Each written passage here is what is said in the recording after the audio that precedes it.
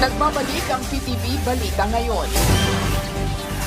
Binigyang diin ng Philippine National Police o PNP na lubos nilang iginagalang ang karapatan ng bawat Pilipino sa mapayapang pagtitipon at malayang pagpapahayag ng saloobin bilang bahagi ng isang demokratikong bansa. Sa isang pahayag, ipinaalala ni PNP Chief Police General Jose Melencio Nartates Jr. na ang bawat karapatan ay may kalakip na responsibilidad. Kasunod ito ng biglaang pagsasagawa ng rally ng isang religious group sa EDSA na nagdulot ng matinding trapiko. Ayon sa PNP, ang pagsunod sa mga legal requirements gaya ng pagkuha ng permit ay hindi lamang formalidad kundi paraan para matiyak ang kaligtasan ng publiko at mapanatili ang kaayusan. Tiniyak ng pulisya na patuloy silang magpapatupad ng maximum tolerance at gagawin ang kanilang tungkulin ng naaayon sa konstitusyon upang masigurong mapayapa at ligtas ang paggamit ng kalayaan sa bansa. Samantala, alamin natin ang ibang balita sa PTV Davao mula kay Janessa Felix. Maayong adlaw.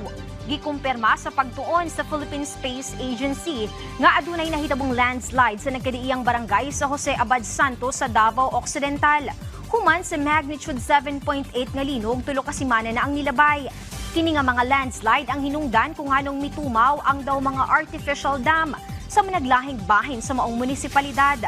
Aminado ang lokal nga kagamhanan sa maong munisipalidad nga pipila ka bahin sa ilang sapa ang natabunan sa mga nidahiling yuta nga nakamugda og artificial dam.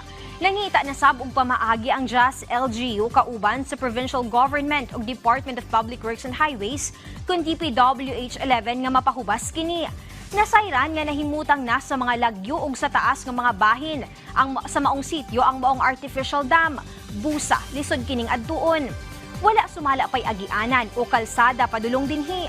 Busa ang iyang nakita nga pamaagi aron nga makaadto mao ang pagbaktas o pagsakay sa helicopter sa mga personahe nga magpahigayon sa maong operasyon. Hinuon wala na residente nga apektado o kabalayan nga nalubog sa tubig apan kinahanglan gihapon sumala pa kining mapahubas. Sanglit nagpabilin gihapon ang risgo nga makamugna kini og baha sa ubos nga bahin sa ilang munisipyo.